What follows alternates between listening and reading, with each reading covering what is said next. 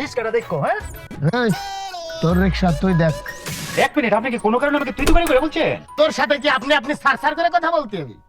আমি ভিতরে যাবো, আমাকে যেতে দেন। ভাড়া দেয় না? ও এখন কি ফোন নাম্বার?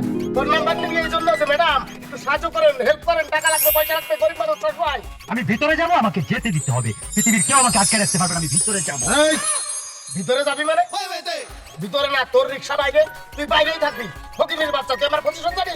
এই লোক তাহলে আটকানোই যাচ্ছে না, ও ভিতরে যাবে তো যাবে। আমার স্বামী আসবে। হ্যালো,